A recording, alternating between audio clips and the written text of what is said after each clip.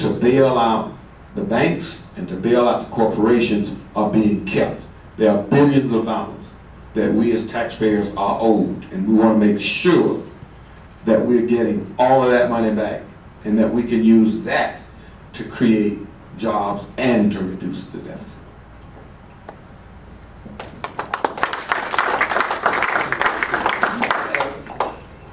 The power of the Congress is the power of the purse. So to me, the bottom line answer to your question is taxes and tax incentives. Incentives. Got a little extra syllable there. Carrot and stick approach. I believe right now that, especially with the disaster in the Gulf, that we have an opportunity to truly jumpstart our economy by going to the green technologies. As we saw in early in the 20th century, that we were manufacturing based, and then we became this technological base in the 80s and 90s, Silicon Valley kind of thing. I think our next place that we're going to be able to do that, and we're falling behind because we are so addicted to carbon fuels, is that we should be out there leading the green revolution. And how do you do that? It takes government spending, just as it did in these other areas. I got down here tonight using a GPS. That was invented by the government in cooperation with private business, and then now it turns into a profitable enterprise for somebody. DARPA invented the internet, these kind of things. You thought it was Al Gore, didn't you? DARPA invented the internet, and he did it with a cooperation with private enterprise, and now it's a profitable thing. I think, I respectfully disagree with this gentleman, that if we start worrying right now about deficit spending, we're going to go back and we're going to see this small bump of a recovery that we've made. And it's going to evaporate and things are going to get much worse. It's the same thing with solving. Well, my background in the corporate world, I have a completely different opinion than everybody. I think most people don't actually look at the big picture here. The economy is actually gutted, and what you guys are looking at in America is just a corpse laying there trying to get up. We sold the organs overseas, the heart's over in China, the kidneys are over in Guatemala, the lungs are over in Malaysia, and everybody's cheering about the patient rolling around on the ground and they're excited, but I'm not. I don't think the economy has improved at all. If you're going to rebuild the economy, it has to be rebuilt from the base. Now, being in the Midwest, what I watched were companies that were 150 years old, 100 years old, 50 years old, 20, 10, 5, and 3 years old, all closed. An economy that took well over 150 years to build is gone. So we have to reconstruct the entire thing from the ground up. When you look at the foreclosure rates down here in Florida, that's not a Florida problem. Your people that were going to come down here and buy the properties, the people that were up there that had pensions and had jobs, they're never going to make it here. So the only way Florida is going to survive is to diversify. We've got to cut the handcuffs off of agriculture. There's some areas we need to get into in there. And new technology, solar and wind, is obviously a basis. To find the cash, you obviously cut the waste out of the government, you end the wars, you bring that cash home. And unfortunately, although people don't want to spend money, there's no way not to do it. The money's being spent. We either can cut them unemployment checks or we put them to work restoring the environment. Thank you.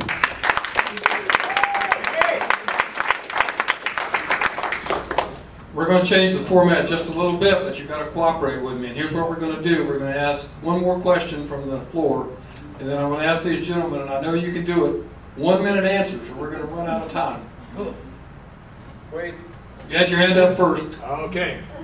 In addition to being a veteran, I'm about 20 years ago I retired from that organization that Gene mentioned is smaller than the military bands, namely State Department, so I have an international question.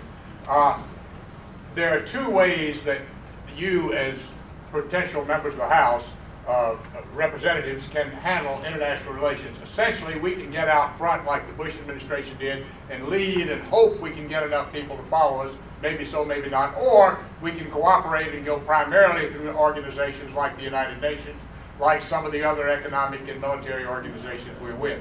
Which would you support, and why would you support that? 1 minute for a complicated question.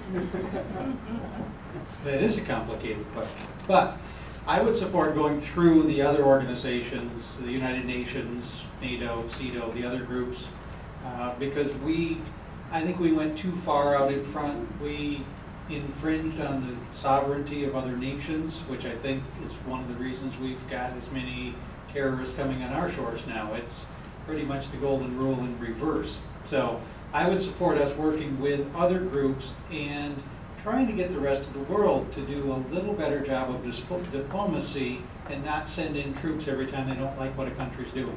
Thank you. How's that for a minute? That's a minute, I think. Was that a minute, Dennis? That was 36 seconds. All right. Going it alone brought us to where we were prior to the election of Barack Obama.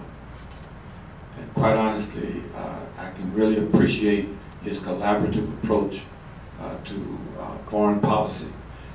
When you really get down and think about it, there is no foreign policy. We're all human beings. We all need to be trying to get along better with each other. We all need to be trying to understand each other better. Going it alone and trying to be the straw boss of the world cost us more than 5,000 lives. And we still don't have anything to show for it. Not anything that anybody in this room thinks is worthwhile. And so I cannot help but believe that the best way, in the words of that great philosopher Rodney King, can't we all just get along?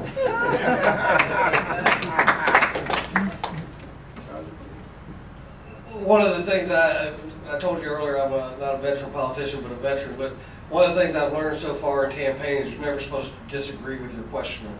But sir, I respectfully disagree. Because you posed it as an either-or question. And I don't think leadership and robust diplomacy is mutually exclusive. I do know that you can't only talk to your friends. That doesn't work. We have to be willing to go out and engage with other countries and other nations that aren't our friends. If we only stick our hand out and say, no, we don't like what you're doing, so we can't talk to you, we're never going to get anywhere, and that's how we end up in the military confrontations. So I would go the route of a robust diplomacy.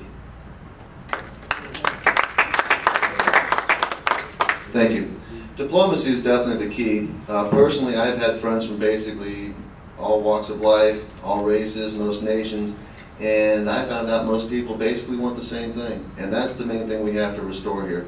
This going out with a machete and cutting people up just because we don't like the way they dress, I don't agree with it. I don't think we've had a real good foreign policy for a very long time. I think our energy policy is actually worse, and diplomacy is always the key, and for some reason we're afraid to talk. I want to commend these politicians. I don't believe it. They all stayed within their minute. Well, we've had all the questions, so now we're going to close up, and you have 3 minutes to give your closing statement. And should I go first? No, we'll start right here.